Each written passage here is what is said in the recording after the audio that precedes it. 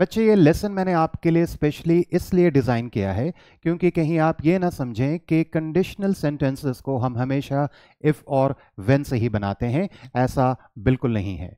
English language में हमारे पास बहुत सारे कन्वेंशंस हैं, पैटर्न्स हैं और वेरिएशंस हैं। और जैसा मैंने आपको प्रॉमिस किया था कंडीशनल्स पार्ट 1 पढ़ाते समय कि मैं आपको बहुत सारे कन्वेंशंस दूंगा, पैटर्न्स दूंगा और वेरिएशंस दूंगा, तो ये वो टॉपिक है। एक बात का और आपको ध्यान रखना है इस लेसन में कि जितने भी आप अलग वेरिएशंस पढ़ेंगे, आप उन सारे वेरिएशंस को हमेशा इफ क्लॉज में कन्वर्ट कर सकते हैं। तो इफ बहुत यूनिवर्सल है। ओके, सो ये भी काफ़ी इंटरेस्टिंग टॉपिक है। So stay with me until I finish this. Let's get started. तो इसमें हम इस टॉपिक में मैं आपको पढ़ाऊंगा स्पेशल कंडीशनल्स और मिक्स्ड कंडीशनल्स। स्पेशल कंडीशनल्स में मैं एक वेरिएशन उसको कवर अप करना चाहता हूं जो ये इफ़ है, क्योंकि ये मैंने आपको कंडीशनल्स पार्ट 1 में या कंडीशनल्स पार्ट 2 में मैंने आपको नहीं पढ़ाया था, क्योंकि ये वहाँ फॉल नहीं करता है। तो ये भी एक वन ऑफ द कन्वेंशंस है जो आपको जानना चाहिए।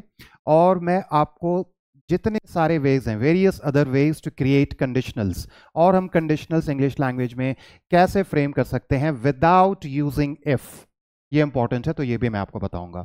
और मिक्स्ड कंडीशनल्स में 2 पार्ट हैं, तो मैं आपको मिक्स्ड कंडीशनल्स के दोनों पार्ट आपको बताऊंगा। So will explore 2 different types of conditionals. So इसमें इसके 2 पार्ट हैं, तो इसके दोनों टाइप और इसके दोनों पार्ट में आपको पढ़ाऊंगा मिक्स्ड कंडीशनल्स में। ओके, तो सबसे पहले आप ये देख लें स्पेशल कंडीशनल्स में कि नंबर 1 में use of the phrase verb two. हमने सेकंड कंडीशनल में पढ़ा कि हम कैसे if plus past simple past tense हम यूज करते हैं, और उसमें एक आपका वन ऑफ द वेरिएशंस था कि हम सिर्फ वर यूज करते थे। लेकिन यहाँ पे देखो, यहाँ पे आप इफ प्लस वर्ब टू आप यूज करेंगे, तो ये वहाँ नहीं फॉल कर सकता है। तो ये हमेशा स्पेशल कंडीशनल्स में आपका ये फॉल करता है। दैट्स वाई इसको मैंने स्पेशल कंडीशनल्स में रखा है। ओके, क्योंकि ये अलग टाइप का कंडीशनल है। ओके, तो इफ क्लॉज में हम क्या रखते हैं, verb two. So if plus verb two. मैं आपको सेंटेंसेस दिखाऊंगा, उससे आपको ज़्यादा समझ में आएगा। पहले आप इसका यूसेज देख लो कि हम इसे यूज़ कहाँ करते हैं, कैसे सिचुएशन में हम इसे यूज़ करेंगे, क्योंकि कंडीशनल्स आप हमेशा बच्चे सिचुएशन के अकॉर्डिंग यूज़ करते हैं, राइट। और इसके सारे आपको स्ट्रक्चर पता है, रूल्स पता है, बट इसके स्ट्रक्चर आप देख लो।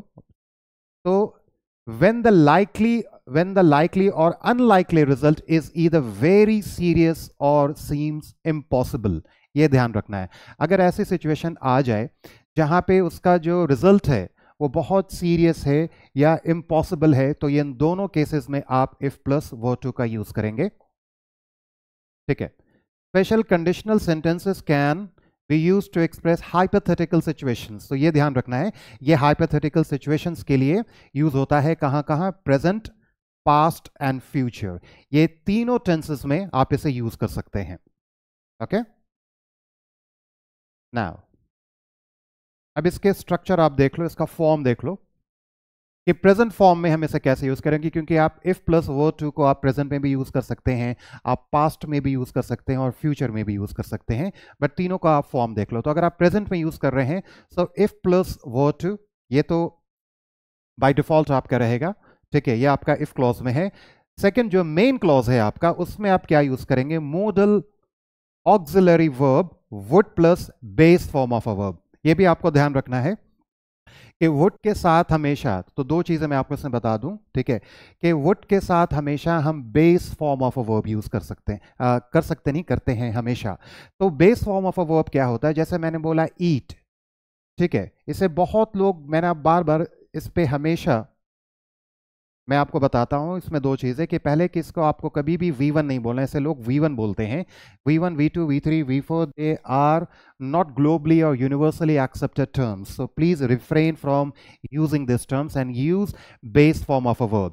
तो इसे हम रूट वर्ड भी कहते हैं। मैं फिर भी बता देता हूं, मैं हमेशा आपको बताता हूं जब भी कहीं पर मैं वर्ब देखता हूं, क्योंकि verb is the foundation of the English language, और आप ग्लोबल इंग्लिश आप सीख रहे हैं, तो जो भी आप अपने कॉन्वर्सेशन और राइटिंग में यूज करेंगे वही डिसाइड करता है कि क्या आप ग्लोबल इंग्लिश बोल रहे हैं या फिर आप कॉमन इंग्लिश बोल रहे हैं जो लोग बोलते हैं। और यही आपको आपको और लोगों से अलग बनाता है। तो ये base form of a verb, जिसे लोग वी का V1 इसे कभी नहीं कहेंगे। तो देखिए बेस फॉर्म होता क्या है, ईट है तो ये रूट वर्ड है, इसमें हम किसी भी तरह का चेंजेस नहीं करेंगे, ना तो हमें इसे इसे ईट्स बनाएंगे, ना इटन बनाएंगे, ना एट बनाएंगे, तो ये हमेशा बेस फॉर्म में रहेगा। उसी तरीके से गो, उसी तरीके से प्ले, तो ये सारे जो वर्ब हैं हम इसे base form of a verb कहते हैं। और एक बात का और आपको ध्यान रखना है कि ये जो मॉडल ऑक्सिलरी वर्ब है वुड, इसके बाद हमेशा हम बेस फॉर्म ही यूज करते हैं, कभी भी हम इसके साथ कोई और फॉर्म ऑफ वर्ब यूज नहीं कर सकते हैं। तो ये प्रेजेंट फॉर्म का है स्ट्रक्चर। उसी तरीके से पास्ट का आप देख लो, इफ प्लस वर्ब टू सब में वही रहेगा। ठीक है, पास्ट फॉर्म में क्या करना है हमें, अगर आप इसे यूज करके पास्ट के बारे में आप बोलना चाहते हैं तो यहां पर आप बोलेंगे have plus past, if plus verb two plus have plus past participle.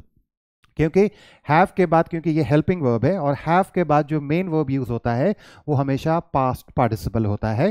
ठीक है, और इसे बहुत लोग क्या बोलते हैं, पास्ट पार्टिसिपल को V3, जो कि रॉन्ग इंग्लिश है, तो आप हमेशा इसे पास्ट पार्टिसिपल बोलेंगे। सो ईटन, ठीक है, उसे हम पास्ट पार्टिसिपल कहते हैं। प्लेड, उसे हम पास्ट पार्टिसिपल कहते हैं। तो ये आपका इफ क्लॉज में होगा। मेन क्लॉज में आपका होगा model auxiliary verb would have, ये याद रखना है वुड। अब यहां पे वुड हैव है तो आप हमेशा हैव के बाद क्या यूज करते हैं, पास्ट पार्टिसिपल। आपने प्रेजेंट में देखा कि वुड के बाद बेस फॉर्म यूज करते हैं, लेकिन आप यहां देखो वुड के साथ हैव है, तो हैव के बाद हम हमेशा जो मेन वर्ब यूज करते हैं वो हमेशा पास्ट पार्टिसिपल यूज करते हैं। तो ये पास्ट का फॉर्म है। नाउ फ्यूचर को आप देख लो, फ्यूचर में हम कैसे यूज करेंगे। इफ प्लस वर्ब टू, ये इफ क्लॉज में होगा। मेन क्लॉज में आपका होगा model auxiliary verb would plus have plus base form of a verb. ठीक है, तो ये आप सेंटेंसेस से ज्यादा हम इसे क्लियर करेंगे, क्योंकि जनरली हम जो है वुड हैव के बाद हम हमेशा पास्ट पार्टिसिपल यूज करते हैं, बट इसके सेंटेंसेस को अगर आप देखेंगे तो आपको इसको ज्यादा समझ में आएगा। So let's look at the examples. If I were to lose my job, if I were to lose my job, I would not find a new job easily. आपने सेकेंड कंडीशनल में देखा कि आप सिर्फ वर यूज करते थे, और second जो आप यूज करते थे वो आप मॉडल वुड कुड शुड आप यूज कर सकते हैं। लेकिन ये स्पेशल कंडीशनल है, तो ये भी आपका जानना इसलिए ज़रूरी है क्योंकि आपको ये वेरिएशंस और कन्वेंशंस आपको देखने को, सुनने को आपको डेफिनेटली कहीं ना कहीं मिलेगा, तो आप इस तरीके को यूज भी कर सकते हैं। If I were to lose my job I would not find a new job easily. अगर मैंने अपनी जॉब खो दी, ठीक है, तो शायद मुझे नई जॉब नहीं मिलेगी, राइट। तो आप इसको जो यूज कर रहे हैं if I were to lose my job, तो ये आप क्या बता रहे हैं, ये आप प्रेजेंट सिचुएशन को आप इसमें मेंशन कर रहे हैं। If I were to have no friends, if I were to have no friends, ठीक है, तो आप ऐसा पास्ट को बता रहे हैं, इसको आपने यूज किया, आपने हैव को यूज किया। Who would I spend my time with. ऐसे सिचुएशन ऐसे अगर आपके पास आ जाती है, क्योंकि आप सिचुएशन के अकॉर्डिंग ही आप कंडीशनल सेंटेंसेस को यूज करते हैं, और कौन से कंडीशनल सेंटेंसेस को यूज करेंगे वो आप डिफाइन करेंगे, क्योंकि आप वो एक्सप्रेस कर रहे हैं, आप क्या बोलना चाह रहे हैं। तो आपका बस ये ध्यान रखना है कि प्रेजेंट में कैसे बोलेंगे, पास्ट में कैसे बोलेंगे, और फ्यूचर में कैसे बोलेंगे। ठीक है, तो if I were to have no friends, look at the structure one more time.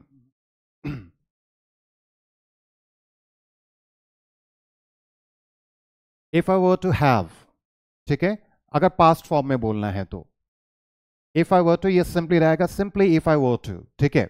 उसके बाद ये सेंटेंस कंप्लीट होगा इफ क्लॉज में, और भी कोई वर्ब यूज नहीं होगा, तो वो प्रेजेंट को बताएगा। सेकंड आपका मॉडल ऑक्सिलरी वर्ब से और बेस फॉर्म ऑफ वर्ब, तो उससे आप आइडेंटिफाई कर लेंगे इस तरह के सेंटेंसेस आइडेंटिफाई करना कि प्रेजेंट है, पास्ट है, फ्यूचर है। अगर इफ क्लॉज में if plus verb two plus have है, वर्ब टू भी और हैव भी है, और पास्ट पार्टिसिपल है, तो मेन वर्ब को आपको आइडेंटिफाई करना है।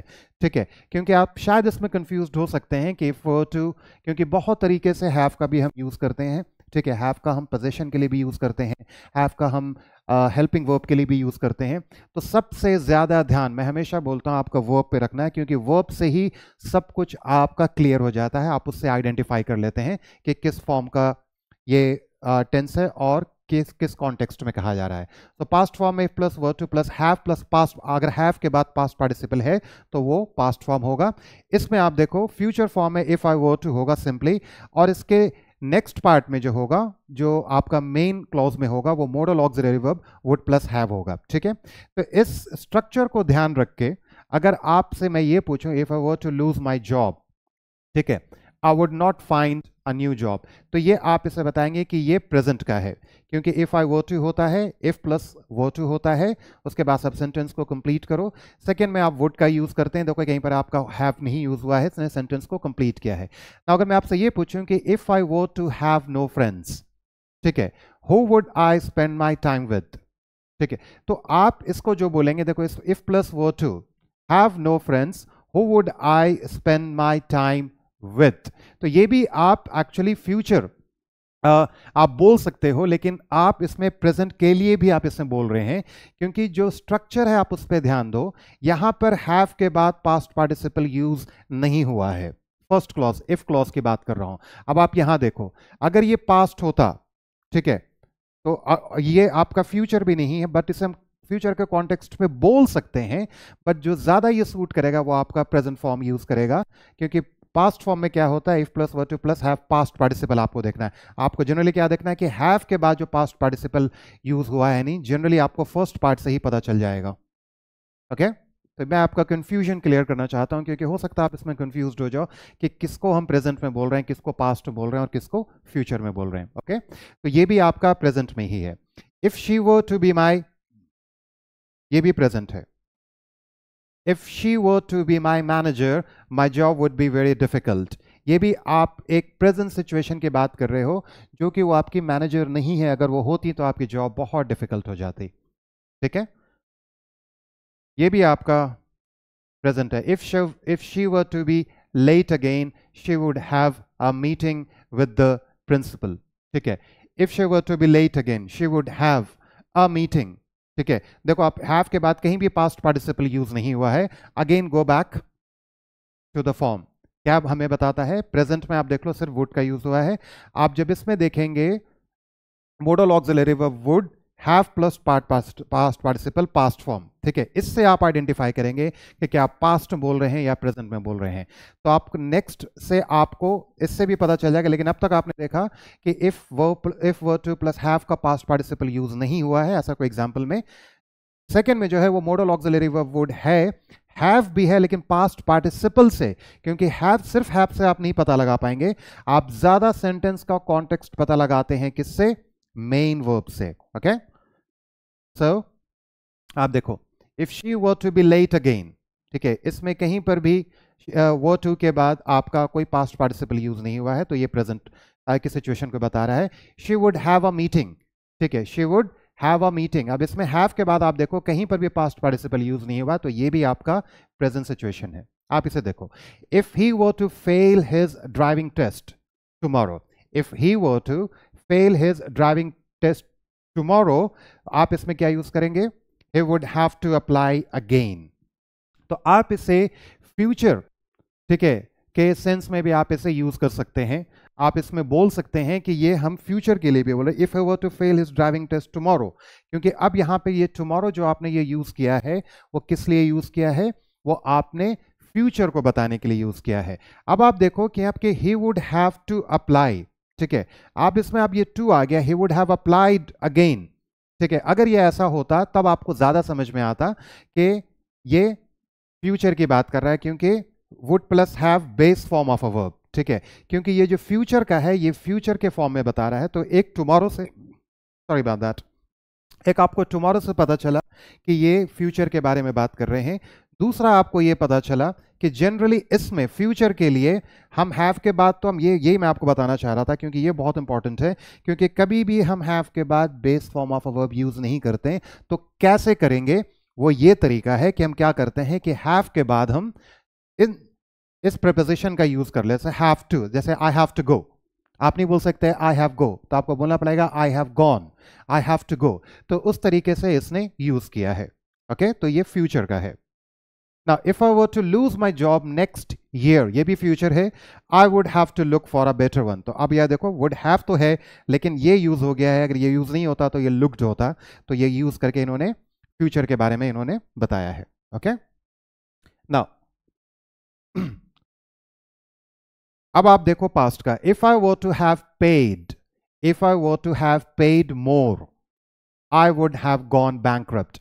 अब ये एक्चुअली आपके पास्ट को बता रहा है, यानी कि आप कंडीशनल जो आप सिचुएशन यूज कर रहे हैं क्या है, if were two plus have use करते हैं और पास्ट पार्टिसिपल यूज करते हैं. वर टू यूज हो गया है, हैव यूज हो गया है, और ये जो मेन वर्ब है ये पास्ट पार्टिसिपल में है. अब आप इसके नेक्स्ट पार्ट को देखो, जो मेन आपका क्लॉज है, I would have gone. Again क्या है, ये वुड हैव है और गॉन. अब ये वुड हैव के पास टू का कुछ यूज नहीं हुआ, फ्यूचर के बारे में बात नहीं हो रहा, तो ये पास्ट के बारे में बात कर रहे हैं. तो ये एक्सपीरियंस को अपने शेयर कर रहे हैं. तो आप देखो हैव के बाद क्या है, गो नहीं है, टू गो नहीं है, ये गॉन है. तो हम इससे हम कॉन्टेक्स्ट, मैं आपको बार बार कह रहा हूं बच्चे, आप जब इसे प्रैक्टिस करेंगे आपके लिए चीज़ें बहुत आसान हो जाएंगी. और मैं आपको सबसे अच्छी टिप दे रहा हूं, आपको एक टेक्निक दे रहा हूं कि किसी भी सेंटेंस में कभी भी आप फंसो तो आप हमेशा हेल्पिंग वर्ब और मेन वर्ब को देखो. ठीक है, ज्यादातर हम मेन वर्ब को हम इसलिए देखते हैं, दोनों आप हेल्पिंग वर्ब और मेन वर्ब को दोनों को देखना है, क्योंकि इसी से आपको कॉन्टेक्स्ट पता चलता है. और सबसे ज्यादा आपको ये हेल्प करता है टेंस में, क्योंकि tense is all about verb forms, both auxiliary and main verb. Okay, तो आप इसे अप्लाई करके देखें, आपको ये बहुत हेल्प करेगा.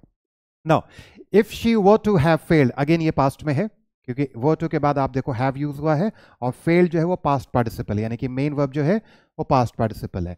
शी वुड हैव, अब देखो इसके बाद क्या है, लूज नहीं है, टू लूज होता तो ये फ्यूचर का हो जाता, सो हैव लॉस्ट है. तो हम इससे आइडेंटिफाई करते हैं कि इफ प्लस वर टू जो हम यूज कर रहे हैं बच्चे, क्या वो प्रेजेंट के लिए यूज कर रहे हैं या फ्यूचर के लिए यूज कर रहे हैं. काफी इंटरेस्टिंग है ये. नाउ अब मैं आपको पढ़ाऊंगा डिफरेंट वेरिएशंस, कन्वेंशंस इंग्लिश में क्या होता है जिससे हम कंडीशनल्स को बनाते हैं. ठीक है, now is the time, so please pay more attention to it. Okay, क्योंकि ये बहुत हेल्प करेगा आपको. देखो सेकंड स्पेशल में सेकंड आपका जो टाइप ये है कि हम किसका यूज करते हैं, ये वर्ड का यूज करते हैं अनलेस इन कंडीशनल्स. ठीक है, हम इफ के जगह अनलेस हम यूज करते हैं. We can use unless in conditional clauses. Unless का एक्चुअली मीनिंग होता है इफ, यानी कि इसके बीच में कुछ भी होगा, ये सेंटेंस को बता रहे हैं, इफ नॉट और एक्सेप्ट इफ. ठीक है, ये आपको ध्यान रखना है, क्योंकि इसका मतलब ये होता है अनलेस का. नाउ अब आप देखो बच्चे, we use the present simple in the unless clause. ये आपको ध्यान रखना है कि जो हम सिंपल प्रेजेंट है वो अनलेस है. इफ के साथ हम, मैं आपको बताता था कि आपको सिंपल प्रेजेंट यूज करना है, उसी तरीके से आप समझे कि अनलेस क्लॉज के साथ हम सिंपल प्रेजेंट टेंस या प्रेजेंट सिंपल यूज करेंगे. और जो मॉडल जो मेन वर्ब है उसमें हम क्या यूज करेंगे, shall, should, will, would, can, could, may, कुछ भी यूज कर सकते हैं. कहां, मेन क्लॉज में. Okay, never use unless for unreal, ये आपका बहुत ज्यादा है, क्योंकि रियल कंडीशनल्स के लिए यूज होता है. अब आप जानते हैं बच्चे, क्योंकि पार्ट 1 पार्ट 2 में मैंने आपको सारी चीजें क्लियर की हैं कि रियल कंडीशनल किसको कहते हैं, अनरियल कंडीशनल्स आपको किसको कहते हैं. Never use unless for what, unreal conditionals, that is impossible conditions. हम नहीं करते हैं. हाइपोथेटिकल आप सिचुएशन बोलते हैं उसके लिए हम नहीं करते हैं, क्योंकि इसका जो आउटकम है वो बहुत लाइकली है. जैसे आप देखो, आप ये अपने डेली कॉन्वर्सेशन में आप यूज करते हैं, ये हाइपोथेटिकल नहीं है. Unless you stop smoking, you will fall sick. जब तक आप स्मोकिंग नहीं छोड़ोगे, आप इस तरीके से भी समझ सकते हैं, unless you stop smoking, unless you quit smoking, जब तक आप स्मोकिंग नहीं छोड़ोगे, you will, अगर आप स्मोकिंग नहीं छोड़ते हो तो you will fall sick. अब आप देखो, ये ज्यादा इंपॉर्टेंट है. मैंने आपको कहा था कि बच्चे सारे वेरिएशंस को आप हमेशा और हमेशा इफ के साथ उसे सब्सटीट्यूट कर सकते हैं, यानी कि इफ में कन्वर्ट कर सकते हैं. इफ बहुत यूनिवर्सल है, लेकिन मैं आपको इसलिए पढ़ा रहा हूं क्योंकि आपके पास वेरिएशंस होना चाहिए. अगर मुझे इसे कन्वर्ट करना होगा इफ क्लॉज में, तो मैं कैसे करूंगा, if you do not stop smoking. अब आप इससे आपको ज्यादा समझ में आएगा. ठीक है, या नहीं तो except if you stop smoking. ये थोड़ा सा अननेचुरल लगता है, ये जो फॉर्म है आपका थोड़ा सा अननेचुरल है. ठीक है, बट ऐसा नहीं है कि एक्सेप्टेबल नहीं है, ये एक्सेप्टेबल है. तो या तो आप अनलेस यूज करेंगे, या तो आप ये यूज करेंगे, if you do not stop smoking. ठीक है, यू विल फॉल सिक. अगर आपने स्मोकिंग नहीं स्टॉप की तो आप सिक हो जाओगे. ठीक है, अब आपको ज्यादा समझ में आया. Now look at this second one. Unless I phone you you can stay there, जब तक मैं आपको फोन ना करूं प्लीज स्टे देयर, इसका मतलब ये है। मैं हिंदी में इसलिए आपको जनरली मैं डायरेक्ट ट्रांसलेशन पे बिलीव नहीं करता, आपको भी नहीं करना चाहिए, क्योंकि इससे आपकी नेचुरल ऑथेंटिक इंग्लिश आपके मतलब कॉम्प्रोमाइज हो जाता है, दैट्स वाई। तो आप इसके कॉन्टेक्स्ट पे समझो कि अनलेस आई फोन यू, तो आप इससे समझो। If I do not phone you, इसे भी यूज कर सकते हैं बट थोड़ा नेचुरल है, ठीक है। तो आप इसे समझो, if I do not phone you you can stay there, ठीक है। अनलेस आई फोन यू, अब इसमें आप अनलेस जब अब यूज हो ही गया है, एक चीज और बता दूं, बहुत लोग ये कॉमन मिस्टेक करते हैं कि अनलेस के साथ नॉट यूज कर लेते हैं, तो वो एक्चुअली कॉमन एरर है। आप देखो ये ऑलरेडी नेगेटिव है, unless I phone you can stay there. लोग ऐसे unless and until I can't phone you या आई वांट फोन यू, नहीं ऐसा नहीं होता। अनलेस अनटिल यूज कर सकते हैं, अनलेस एंड अनटिल भी यूज होता है, बट आप इसे सिंपली बोल सकते हैं कि अनलेस आई फोन, इसमें और कोई नेगेटिव आप वर्ड इंट्रोड्यूस नहीं करेंगे। Okay, look at the third one, unless he was very ill. अब ये पास्ट के बारे में बात कर रहा है, ही should be at work today. अगर मैं इसे आपको बताऊं तो वो क्या है, इफ में कन्वर्ट करूं, if he was not very ill, ठीक है, इसे आप यूज कर सकते हैं, बट इसे अभी आप पार्क करें। He should be at work today, ठीक है। If he was not very ill he should be at work today, तो आप इस फॉर्म में बोल सकते हैं इसे कंडीशनल में, unless he was very ill he should be at work today. Okay, now let's move on.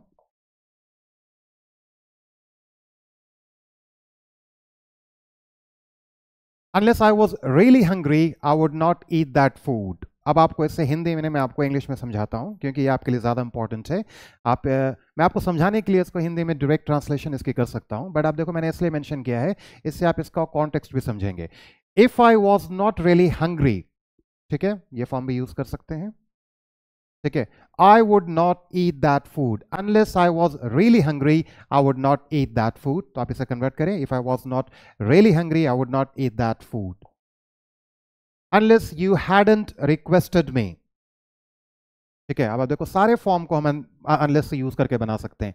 Unless you hadn't requested me I wouldn't have phoned her, तो ये आपका किस फॉर्म में है और ये कौन सा कंडीशनल आपका सेंटेंस है, यह है आपका थर्ड कंडीशनल, ठीक है, क्योंकि हम उसमें पास्ट परफेक्ट यूज करते हैं। तो आप देखो, अगर मैं से आपको कॉन्टेक्स्ट को समझना हो कि अनलेस यू हैडंट रिक्वेस्टेड मी, तो आप इसे कन्वर्ट कर दो, इफ यू हैडंट रिक्वेस्टेड मी, और हम सेकंड पार्ट को किस में करते हैं, वुड प्लस हैव बनाते हैं। तो आप देखो ये यूज हुआ है, आई वुडंट हैव फोन्ड हर, तो ये पास्ट परफेक्ट का है और ये आपका एक्चुअल जो है, ठीक है। इसे जनरली हम इसे यूज नहीं करते हैं, बट आप अनलेस का इसमें, unless you hadn't requested me I wouldn't have phoned her, ठीक है।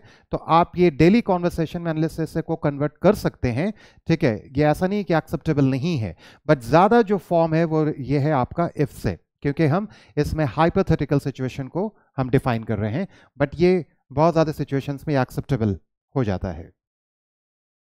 अदरवाइज मैं आपको एक वेरिएशन इसमें और क्या सिखाया था कि इफ के ना जगह आप क्या बनाते हैं, हैड से यूज करते हैं। सो हैडंट आई फोन्ड यू, इस तरीके से, तो वो ज्यादा है।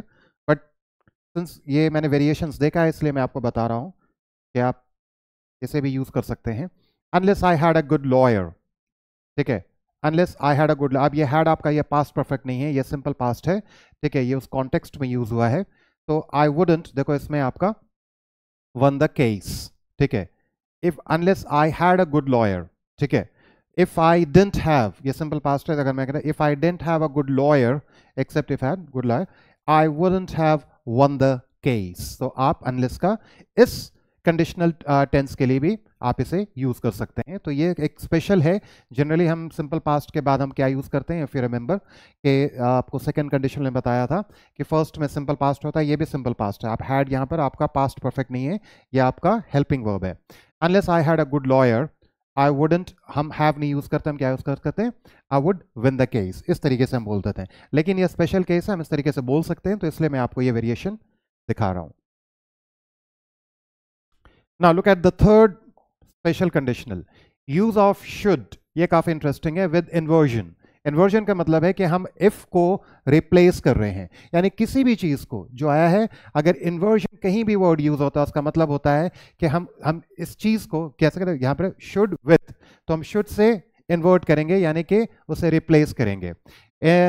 Should is placed at the beginning, और ये हमेशा याद रखना कि ऐसे जब आप इन्वर्जन यूज करते हैं तो वो जो वर्ड जो यूज होगा वो हमेशा फर्स्ट में यूज होगा, यानी कि उससे सेंटेंस स्टार्ट होगा। और आप इसे इनफॉर्मल और इनफॉर्मल इंग्लिश में we can use should plus subject plus verb instead, और ये ज़्यादा यूज होता है, ठीक है। इंस्टेड ऑफ इफ की जगह आप इसे यूज कर सकते हैं, ठीक है। और ये फॉर्मल और इनफॉर्मल, फॉर्मल में भी ये काफ़ी ज़्यादा यूज होता है, तो आप बता दूं। तो आप देखो, should you wish to cancel your order please contact our help desk number. आप किसी से फोन पे बात कर रहे हो और आपको उन्होंने ये कहा कि should you wish to cancel your order please contact your help desk, उन्होंने एक कंडीशनल आपके लिए पुट कर दिया। वो क्या है आप इससे समझो, if you should wish to cancel your order, या आप उसको सिंपली भी ऐसे शुड ना भी बोले, इस तरीके से आपको समझाने के लिए, if you wish to cancel your order please contact help desk. तो ये भी कंडीशनल है, तो आप इफ ना बना के आप शुड से भी बना सकते हैं, तो ये भी आपको सुनने को और देखने को मिल सकता है। Now second, should your child become nervous, okay, it's a good idea to inform the team. तो आप इसे ऐसे समझो, if your child should become nervous, ठीक है, इट्स अ गुड आइडिया, तो ये इसे रिप्लेस करता है, यानी कि इन्वर्जन हमने क्या किया, शुड से किया। यहाँ पे इफ से स्टार्ट करते हैं, यहाँ पे शुड से स्टार्ट करते हैं, तो ये सेकंड आपका स्पेशल कंडीशनल है। यूज ऑफ हैड, ये मैंने आपको ऑलरेडी बता रखा है, और यही मैं आपको ज़्यादा रिकमेंड करता हूं कि आप इसको यूज़ करें, अनलेस के जहाँ का जहाँ मैंने आपको बताया था कि वहाँ पर पास्ट परफेक्ट यानी कि थर्ड कंडीशनल के लास्ट टाइप ऑफ कंडीशनल जो हमने पढ़ा, थर्ड कंडीशनल, जहाँ पे आपने हैड को इन्वर्ट किया, यानी कि इन्वर्जन यूज हुआ है, placed at the beginning of a sentence, और ये बहुत फॉर्मल है। ये इफ के ज़्यादातर मैंने देखा है, मैं भी इनफैक्ट यही फॉर्म यूज़ करता हूँ, चाहे फॉर्मल हो चाहे इनफॉर्मल इंग्लिश हो। मैं थर्ड कंडीशनल को हमेशा हैड से बनाता हूँ, क्योंकि ये कॉन्टेक्स्ट को चेंज ही नहीं करता, ये कॉन्टेक्स्ट को हमेशा सेम रखता है, ठीक है। मैं आपको एग्जांपल देखूंगा, आप उसे रिकॉल कर सकते हैं कि मैंने आपको क्या पढ़ाया था, ठीक है। इसमें ध्यान रखना है, you certainly can apply this form to third conditional sentences. यहाँ पे मैंने मेंशन किया है कि आप इस फॉर्म को थर्ड कंडीशनल सेंटेंस में अप्लाई कर सकते हैं। द फॉर्म्स आर डिफरेंट, इसके फॉर्म डिफरेंट है, वहां पे इफ से बनाते हैं, यहाँ पर हैड से बनाएंगे, but the context remains the same. Look at the examples, इससे आपको ज्यादा समझ में आएगा, ओके। देखो, अगर मैंने कहा had I studied hard I would have got a, मैं जनरली इस फॉर्म को यूज़ करता हूँ, ज़्यादा अच्छा लगता है बोलने में भी और ये लिखने में भी, और मैंने नेटिव इंग्लिश स्पीकर्स को भी ज़्यादा ये फॉर्म यूज़ करते देखा है, बट इसका ये मतलब नहीं कि आप ये फॉर्म यूज़ नहीं करेंगे, आप ये भी कर सकते हैं। तो मैं आपको बस रिकमेंडेशन दे रहा हूँ एज पर मॉडर्न इंग्लिश कि मैं ये ज़्यादा यूज़ करता हूँ, आप भी कर सकते हैं। इसका मतलब है, इसका मतलब ही ये थर्ड कंडीशनल को अदर वे में ये आपको बताता है कि if I had studied hard I would have got a. Now दूसरा आप एग्जाम्पल देखो, had I taken the risk I wouldn't have succeeded, ठीक है। If I had not taken the risk, ठीक है, यहां पर एक्चुअली hadn't होगा, मुझसे मिस्टेक हो गया, प्लीज एक्सक्यूज मी। तो ये जो होगा ये आपका hadn't होगा, hadn't I taken the risk I wouldn't have succeeded, if I had not taken the risk I wouldn't have succeeded। तो आप इन दोनों फॉर्म में से कोई भी फॉर्म चूज करते हो, बट आप ये फॉर्म को ज्यादा चूज करना, ओके। ये मैंने आपको कंडीशनल्स पार्ट 2 में भी मैं आपको पढ़ाया था। Now look at the fifth one. Use of as long as, so long as, on condition, that, providing that। मैं आपको बताऊंगा ये मैंने parenthesis में क्यों रखा है, इसको भी मैंने parenthesis में क्यों रखा है, provided के बाद ये मैं आपको बताऊंगा। तो ये भी आपके कंडीशनल सेंटेंस को बनाने में आपको हेल्प करेगा, ओके। तो आप ध्यान देखो, we can use this in conditional sentences but not in real conditionals, ये आप ज्यादा ध्यान रखना। और इम्पॉसिबल कंडीशनल्स, ये रियल कंडीशनल्स के लिए यूज होता है। देखो, एज लॉन्ग एज, ये ध्यान रखना, as long as is more common in speaking, so long as on condition are more formal in and more common in writing.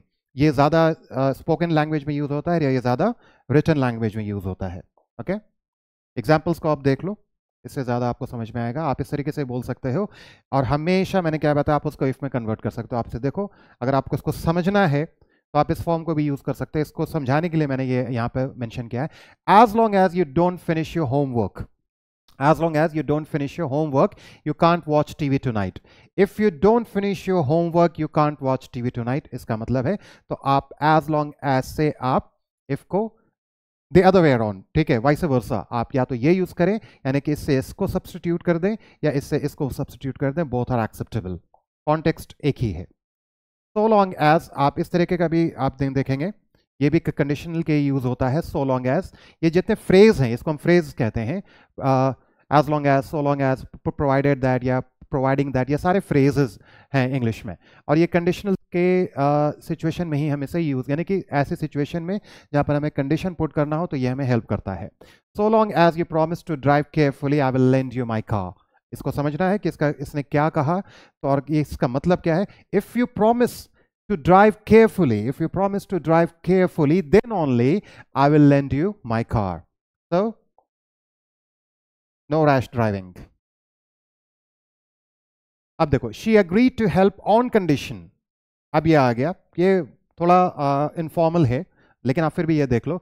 she agreed to help on condition that she should be given the first priority, आप इसे समझना है तो she agreed to help if she should be given the first priority.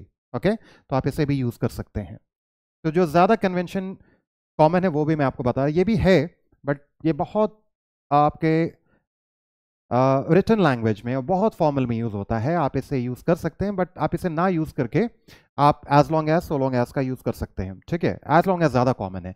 Providing that is more common in speaking, where as provide, अब इसमें भी ये दोनों जनरली आपके रिटन में ही होता है, लेकिन अगर इसमें कंपेयर करूं तो प्रोवाइडिंग दैट ज़्यादातर क्या है वो स्पोकन लैंग्वेज में यूज होता है, जबकि प्रोवाइडेड दैट दोनों अलग फ्रेज है। प्रोवाइडेड दैट ये भी हम यूज करते हैं, ये भी यूज करते हैं, is more formal and more common in written language.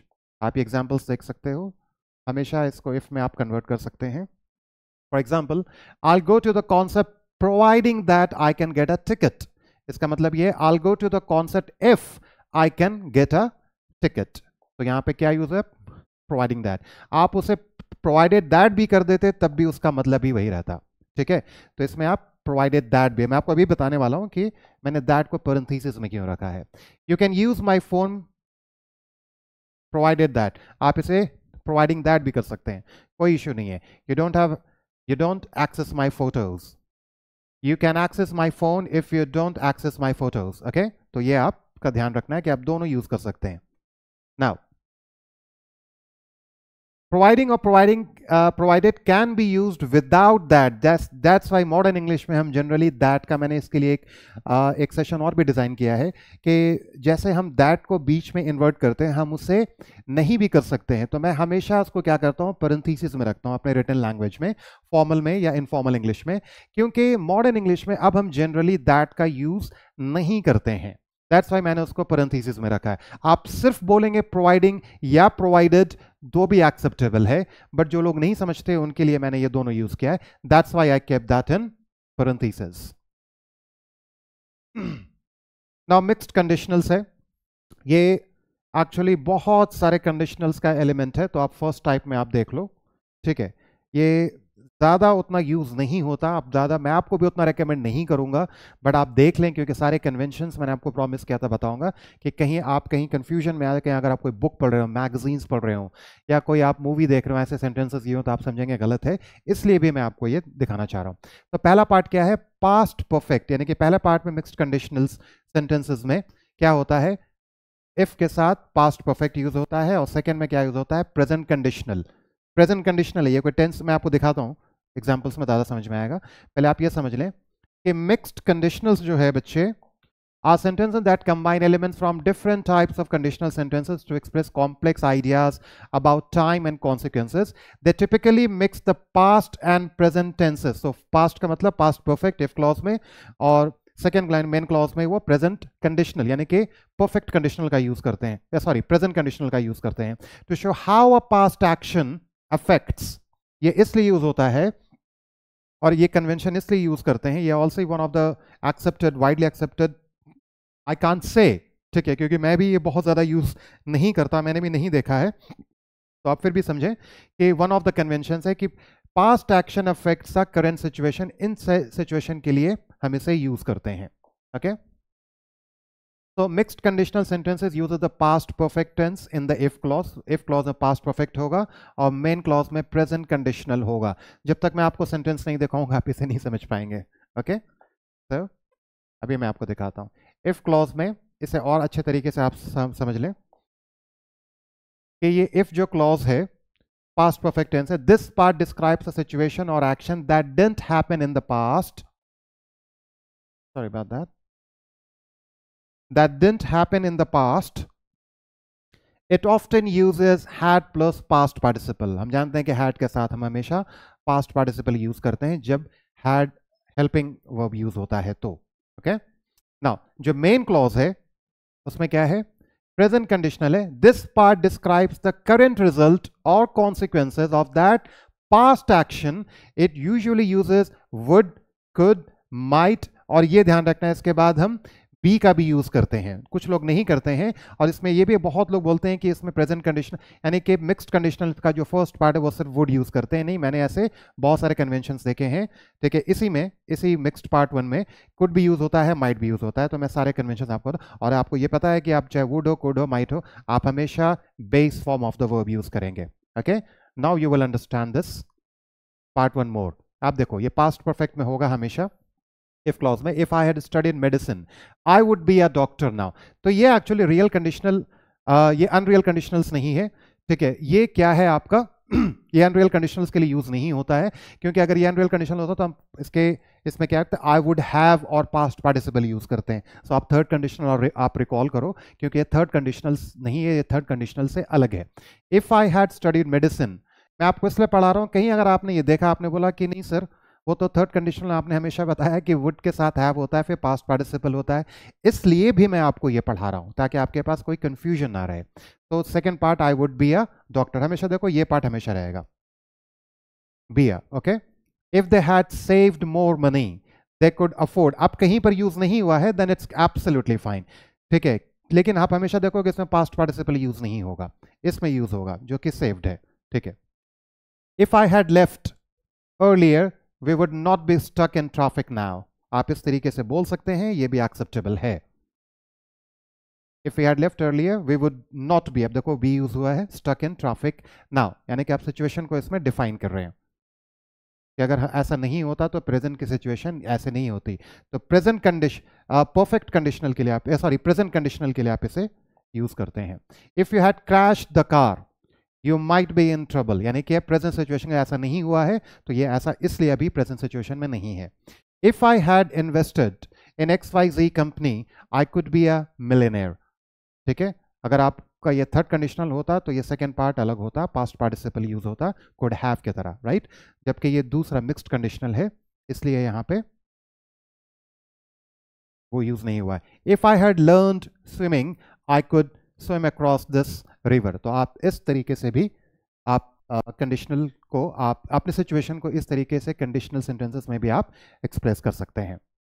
Now इसके पार्ट 2 को भी आप ध्यान देख लो कि पार्ट 2 में सिंपल हम क्या करते हैं कि इफ क्लॉज में सिंपल पास्ट टेंस यूज करते हैं, और इसके मेन क्लॉज में परफेक्ट कंडीशनल.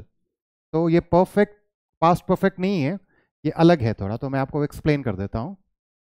सबसे पहले, in this type of mixed conditional, the if clause uses the simple past tense, while the main clause uses the perfect conditional tense. This structure expresses how a present unreal situation influences hypothetical outcome in the past. तो ये थोड़ा सा आपका different है, ये उतना ज़्यादा मैंने यूज होता नहीं देखा, लेकिन आप फिर भी इसे देख लें.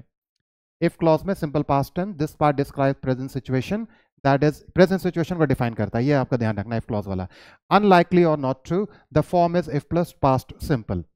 नाउ मेन क्लॉज में परफेक्ट कंडीशनल, ये आपको थोड़ा सा ध्यान देना है कि परफेक्ट कंडीशनल क्या है. This part describes the imagined result that would have occurred in the past if the present situation were different. The form is would have plus past participle. ये थोड़ा अदर वे अराउंड है conditional को बताने का, वो मैं आपको दिखाता हूँ. इन्होंने पहले ही आपको, यानी कि सेकंड पार्ट में अब आपको ये बता रहे हैं. ठीक है ना, क्योंकि हम हमेशा कंडीशन फर्स्ट पार्ट में पुट कर देते हैं. If I wasn't afraid of spiders I would have picked it up. तो ये एक्चुअली आपका कंडीशनल ही है. ठीक है, लेकिन आप इसे देखो, इसे हम दूसरे तरीके से, क्योंकि इसमें आपको सबसे ज्यादा ध्यान क्या रखना है, ये क्यों डिफरेंट है उस कंडीशनल से. ये आप पूछ सकते हो कि सर आप मुझे ये स्पेशल मिक्स्ड में क्यों पढ़ा रहे हैं, ये आप तो मुझे पढ़ा चुके हैं. क्योंकि आप ध्यान रखो कि जब मैं आपको कंडीशनल पार्ट 2 में सेकंड कंडीशनल मैं आपको बताया था, आपको इसमें ध्यान दिया था कि ये जो वॉज है, अभी आप वॉजंट ना देखो, वॉज जो है वो हमेशा वर होता है, यानी कि ये सबजंक्टिव मूड में यूज होता है, और वॉज जो है वो इंडिकेटिव मूड में यूज होता है, राइट। तो यहां पर जो यूज हुआ है वो इंडिकेटिव मूड में यूज हुआ है, ये फैक्ट है, ठीक है ना, ये एक्चुअली आप फैक्ट बता रहे हो, ठीक है ना, इसलिए हम वॉजंट का हम यूज कर रहे हैं, ये आपको सबसे ज्यादा ध्यान देना है, और इसी से आप कैच करेंगे कि क्या ये सही में रियल कंडीशनल्स है या रियल कंडीशनल्स है। So if I wasn't afraid of spiders I would have picked it up, okay, इस तरीके से भी आप बोल सकते हैं। तो इस पे आपका ज्यादा ध्यान देना, ये वर कभी नहीं हो सकता, ठीक है, क्योंकि वर होता तो आपका दूसरा सेंटेंसेस भी आई वुड हैव पिक्ड में नहीं होता, क्योंकि ये सेकंड कंडीशनल है, ठीक है। इफ आई वाजंट, आप देखो सब में वाजंट यूज होगा, if I wasn't busy I would have listened to you, ठीक है, ये बहुत कम देखा है लेकिन मैंने देखा है लोग इस तरीके से भी यूज करते हैं। If I was a good cook, if I was a good cook I would have invited all of you to my place. तो ये सबसे ज्यादा ध्यान रखना है, ये मैंने आपके लिए मेंशन भी कर दिया है नोट में। Always use was instead of were in the if clause with mixed conditionals, since these conditionals are absolutely different from second conditionals। तो जब आप रिलेट करेंगे, कंपेयर करेंगे, तभी आपको समझ में आएगा। तो आप या तो रिकॉल करें, आप वो सेशन सेकंड कंडीशनल जो पार्ट 2 में जो मैंने आपको पढ़ा है, आप उससे कंपेयर कर सकते हैं, okay. Now this concludes the session on conditional और conditional sentences। ये सिर्फ ना स्पेशल और मिक्स्ड कंडीशनल्स को ये सेशन को मैं कंप्लीट करना चाहता हूँ, ये पूरे कंडीशनल इंग्लिश लैंग्वेज में कंडीशनल्स और कंडीशनल सेंटेंसेस को ये सेशन के साथ मैं यहाँ पे ओवर करता हूँ। मैंने आपको पढ़ाया कंडीशनल्स और कंडीशनल सेंटेंसेस पार्ट 1, कंडीशनल्स और कंडीशनल सेंटेंसेस पार्ट 2, और ये थर्ड में मैंने आपको पढ़ाया स्पेशल कंडीशनल और mixed conditionals, okay. Now I believe this is the end of the topic, this should be the end of the topic, लेकिन आपको कहीं और भी कुछ और कन्वेंशंस मिले जो शायद मैं नहीं मेंशन किया, नहीं आपको पढ़ाया, मुझे बताना, मैं पूरी कोशिश करता हूं बच्चे, ठीक है। I also have to validate, मैं ऐसे ही नहीं कि मैं आपको टॉपिक मैंने आज पढ़ाना तो मैं आपको पढ़ा रहा हूँ, नहीं, मैं भी वैलिडेट करता हूँ, मैं भी कन्वेंशंस को देखता हूँ, जो मैंने अपने एक्सपीरियंस से जो सीखा है, जो मैं इंग्लिश लैंग्वेज को ज़्यादा कन्वेंशंस को पढ़ाने पे ज़्यादा बिलीव करता हूँ, ताकि आप फ्रीडम आपके पास हो कि आप किसी भी कन्वेंशन को आप यूज़ कर सकते हैं अपने डेली कॉन्वर्सेशन और राइटिंग में, आपके लिए आसान हो जाता है फिर इंग्लिश लैंग्वेज को सीखना, क्योंकि आप पर कोई किसी तरीके का दबाव नहीं है, आपके पास हमेशा बहुत सारे ऑप्शंस अवेलेबल हैं, यानी कि कन्वेंशंस अवेलेबल हैं, पैटर्न्स अवेलेबल हैं, ओके। तो यहाँ पर ये कंडीशनल और conditional sentences with this topic, with this lesson मैं खत्म करता हूँ। That's the end of the conditional और conditional sentences. In the next session जो मैंने डिसाइड किया है वो आपके लिए डिसाइड किया है विशेस एंड हाइपोथेसिस। क्यों? क्योंकि ये इसी से रिलेटेड है, इसी के इन लाइन विद कंडीशनल से ही भी रिलेटेड है, इसलिए मैंने ये मेंशन किया है। सो बच्चे, इन द मीन टाइम मैं आपसे रिक्वेस्ट करूंगा कि आप प्लीज़ वर्कशीट को प्रैक्टिस करें, जो मैंने YouTube डिस्क्रिप्शन में मैंने जो मेंशन कर दिया है इसका लिंक, आप उसे प्रैक्टिस करें, वो आपको बहुत हेल्प करेगा। And I truly thank you for all your time and patience. Thank you so much. Have a good time. And if you have any questions or doubts, please write in the comment box. I'll certainly respond to you. Have a good time. Take care.